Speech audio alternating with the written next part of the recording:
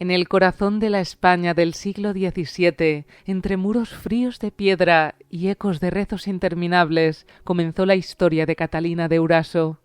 Nacida en San Sebastián hacia el 1592, fue enviada al convento siendo apenas una niña. No era una elección, era destino. Para muchas hijas de familias vascas, el claustro representaba honor, disciplina y silencio. Allí el tiempo no corría, se repetía. La realidad de aquel convento distaba de la imagen serena que evocan los cuadros religiosos. Las jornadas estaban regidas por campanas implacables, oración, ayuno, obediencia. La identidad individual se diluía bajo el hábito. Catalina, inquieta y combativa, no encajaba en aquella vida de sumisión. La disciplina era férrea, las faltas castigadas con rigor. En ese encierro su carácter comenzó a tensarse como una cuerda a punto de romperse. Y un día rompió. Con apenas 15 años, tras un altercado con una superiora, Catalina tomó una decisión impensable: escapar. Cortó su cabello, se deshizo del hábito y abandonó el convento en plena noche. Aquella huida no fue solo física, fue simbólica. Tras los muros quedaba su pasado. Del otro lado comenzaba una reinvención radical. Catalina murió esa noche y nació Francisco. Su transformación fue inmediata y desesperada. Se vendó el pecho, aprendió a modular la voz, a caminar con firmeza, a sostener la mirada. Robó o intercambió prendas masculinas, adoptó nombres distintos en cada ciudad y se sumergió en la España de caminos polvorientos, tabernas ruidosas y plazas vigiladas. Vivir como hombre no era una excentricidad, era la única forma de sobrevivir. En las calles el hambre era una amenaza constante. Trabajó como paje, como aprendiz, como criado. Aprendió a manejar la espada y a jugarse la vida en riñas improvisadas. Cada día era un ejercicio de actuación permanente. Un descuido, un gesto, una sospecha, una revisión corporal podía significar el descubrimiento, la humillación pública o la muerte. La audacia de sus disfraces no residía solo en la ropa, era una construcción total, carácter, temperamento, violencia si era necesario. En una sociedad implacable con cualquier desviación de la norma, Catalina comprendió que debía exagerar la masculinidad para protegerse. Bebía, blasfemaba, desafiaba y sobre todo sobrevivía. El peligro nunca desapareció. Dormía con un ojo abierto. Cambiaba de nombre cuando las sospechas crecían. En un mundo donde el honor defendía el valor de un hombre, Catalina, convertida en Francisco, caminaba sobre una cuerda floja invisible. Así, desde los muros del convento hasta los caminos abiertos de España, comenzó una de las vidas más extraordinarias del siglo de oro. La historia de una fuga que no solo desafiaba a la Iglesia y a la familia, sino al orden mismo del género y la identidad en su tiempo. Y aquello era apenas el principio. En la España del siglo XVII, el océano no era solo agua, era promesa, promesa de fortuna, de gloria, de una identidad imposible en la península. Para Catalina de Eraso, ya convertida en Francisco, el nuevo mundo representaba algo más profundo, la oportunidad de consolidar su nueva existencia lejos de miradas que pudieran reconocer el pasado. La decisión de cruzar el Atlántico fue tan audaz como su fuga del convento. Embarcarse hacia las Indias significaba semanas, a veces meses de travesías inciertas, tormentas violentas, enfermedades y hambre. Los galeones españoles, cargados de soldados, aventureros y comerciantes, eran microcosmos en ambición y desesperación. En ese espacio cerrado, cualquier error podía despertar sospechas fatales. Catalina mantuvo su personaje con férrea disciplina. Al llegar a los dominios del Virreinato de Perú, el escenario cambió, pero el riesgo permanecía. Las ciudades coloniales eran focos de poder, riqueza y violencia.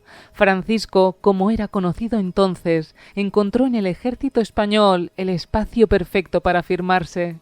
La guerra ofrecía algo que pocas estructuras sociales brindan: mérito medible, valentía, sangre, lealtad. Su ascenso fue rápido, demostró agudeza estratégica, sangre fría bajo presión y una habilidad notable con la espada. En campañas contra pueblos indígenas rebeldes en Chile y en conflictos internos entre facciones españolas, Catalina destacó por su determinación casi temeraria. La frontera del imperio era un territorio brutal, donde la ley era frágil y el acero decidía el destino. En las escamuzas de la guerra de Arauco, enfrentando a los mapuches, uno de los pueblos más resistentes al dominio español, su valentía fue imposible de ignorar. Participó en asaltos, emboscadas y duelos, donde la supervivencia dependía de reflejos rápidos y nervios de hierro. En más de una ocasión resultó herida, en todas volvió al combate. Su reputación creció, fue promovida a alférez y luego reconocida como teniente. No solo luchaba, lideraba. En el campo de batalla, el género no tenía espacio para dudas, solo importaba quién resistía el embate y quién caía. Catalina entendió esa lógica y la explotó con maestría. Sin embargo, cada victoria llevaba consigo un riesgo silencioso. La camaradería militar implicaba cercanía física, celebraciones, heridas atendidas en común. El secreto debía mantenerse incluso en los momentos de mayor intimidad entre soldados. La tensión era constante, vivía en el filo de la espada, no solo frente al enemigo, sino frente a la posibilidad del descubrimiento. En el Nuevo Mundo, Catalina encontró libertad y peligro en partes iguales. América no fue un simple escenario de aventuras, fue el crisol donde su identidad se consolidó a través del combate. Allí entró pólvora y sangre, dejó de ser solo una fugitiva, se convirtió en leyenda viva del imperio. Pero la gloria militar nunca es eterna, y el destino aún guardaba revelaciones que cambiarían para siempre su historia. Durante años, Catalina de Uraso vivió en equilibrio imposible. Ante el mundo era un soldado respetado, un alférez valiente, un hombre de honor forjado en la violencia de las fronteras americanas. En la intimidad de su conciencia sostenía un secreto que de revelarse podía destruirlo todo. La red de engaño que tejió no fue improvisada, fue meticulosa, cambió de nombre según la ciudad, Francisco, Alonso, Antonio, adaptándose a cada contexto con precisión quirúrgica. Aprendió a modular gestos, a endurecer la mirada, a participar en códigos masculinos de honor, juego y desafío. Su supervivencia dependía de esa coherencia absoluta. Un desliz bastaba para desmoronar años de construcción. El peligro no era abstracto. En más de una ocasión estuvo al borde del descubrimiento. Riñas violentas la llevaron a prisión. Heridas graves requirieron atención médica. Disputas personales escalaron hasta duelos sangrientos. Cada arresto implicaba revisiones, interrogatorios, sospechas. En un mundo obsesionado con el honor y la jerarquía, cualquier anomalía despertaba rumores. Hubo momentos en que la máscara estuvo a punto de caer. En hospitales improvisados tras batallas, cuando el cuerpo herido ya no responde a la voluntad, en cárceles donde la privacidad no existe, en enfrentamientos donde el calor de la lucha obligaba a despojarse de capas y armaduras. Cada uno de esos episodios fue una cuerda tensada al límite. Sin embargo, el mayor riesgo no siempre provenía del exterior. Vivir en duplicidad exigía una vigilancia constante de uno mismo.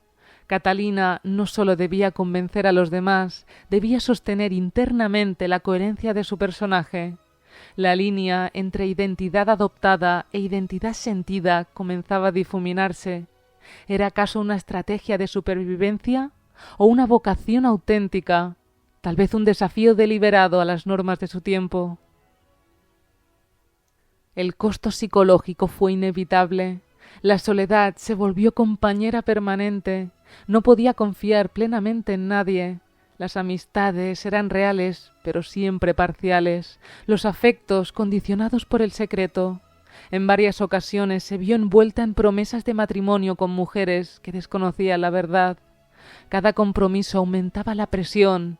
Cada acercamiento afectivo abría una grieta en la armadura. Y aún así persistió.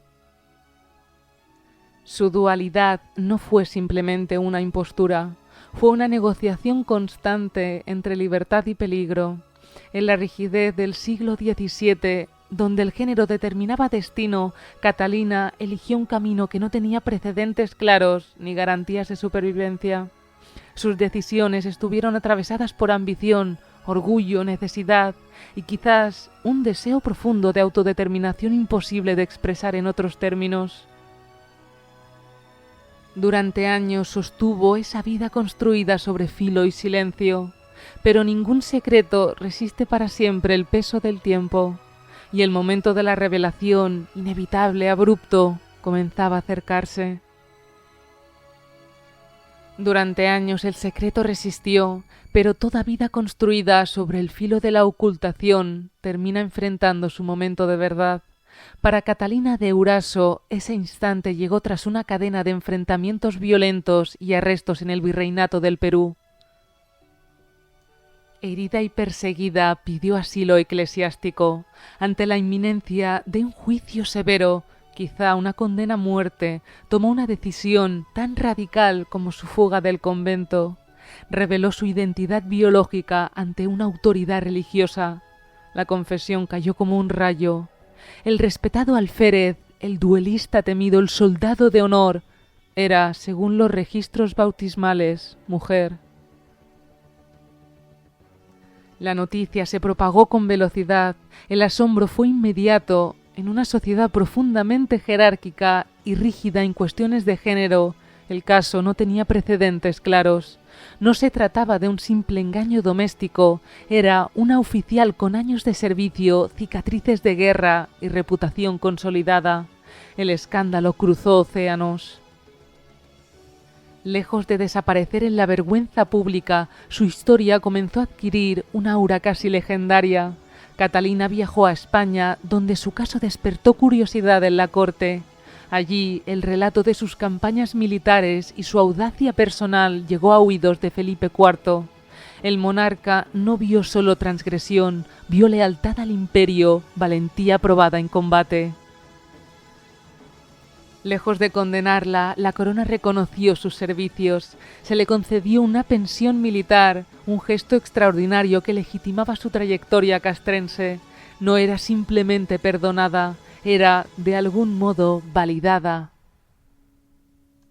El episodio tomó un giro aún más inesperado cuando Catalina viajó a Roma. Su caso llegó ante Urbano VIII, una de las figuras más poderosas de la cristiandad. Tras examinar la singularidad de su vida, monja fugitiva, soldado condecorado, mujer viviendo como hombre, el pontífice otorgó una dispensa excepcional. Se le permitió continuar vistiendo y viviendo como varón. La decisión fue sin precedentes. En pleno siglo XVII, cuando la Iglesia regulaba estrictamente el orden moral y social, aquel permiso constituía una anomalía histórica. No borraba la tensión moral de su caso, pero reconocía que su circunstancia escapaba a las categorías habituales. El escándalo se transformó en fascinación. De fugitiva a soldado, de secreto a fenómeno público, Catalina de Euraso emergía no como simple infractora del orden social, sino como una figura imposible de encasillar. Había enfrentado espadas, cárceles y sospechas. Ahora había atravesado algo aún más complejo, el juicio del mundo. Y contra todo pronóstico había salido con el respaldo del rey y la absolución del papa. Pero la historia aún no concluía. Quedaba el tramo final, cómo vivir después de haber desafiado el destino y haber sido insólitamente aceptada por él. La historia de Catalina de Euraso no terminó con la dispensa papal ni con la pensión real. Al contrario, fue entonces cuando comenzó su transformación definitiva en leyenda. Apodada con el tiempo como la monja alférez, su figura quedó suspendida entre categorías que el siglo XVII apenas podía nombrar: monja y soldado, mujer y teniente, pecadora y heroína. Su vida desbordó los marcos morales, jurídicos y culturales de su época, obligando a contemporáneos y cronistas a enfrentarse a una pregunta incómoda: ¿qué hacer con alguien que no encaja? Su impacto histórico no radica únicamente en el escándalo o en la excepcionalidad. Catalina desafió normas de género cuando esas normas eran consideradas parte del orden divino. No buscó teorizar su identidad, la vivió. En un mundo donde el destino femenino estaba trazado entre el matrimonio o el convento, eligió la espada, el viaje y la autonomía económica. Hoy, siglos después, su historia resuena con debates contemporáneos sobre identidad, autodeterminación y construcción del yo. Catalina no utilizó el lenguaje moderno para describirse, pero su experiencia interpela directamente a nociones actuales sobre género y performatividad social. Fue, a su manera, una estratega de sí misma. Comprendió que la identidad podía ser también una herramienta de supervivencia y de libertad. Su relato autobiográfico, dictado en sus últimos años, consolidó su lugar en la historia. En esas páginas no solo narra batallas y duelos, construye su propia memoria. Se presenta como soldado valiente, como hombre de honor, como protagonista de su destino. El documento se convirtió en pieza clave para historiadores, literatos y estudiosos de género que aún hoy analizan sus múltiples capas. En sus últimos años regresó a América, vivió en la Nueva España, actual México, dedicada al comercio y al transporte, siempre vestida como hombre, siempre sostenida por la dispensa papal que legitimaba su apariencia pública. Murió hacia el año 1650, lejos del convento del que había huido décadas atrás. El círculo, de algún modo, nunca se cerró.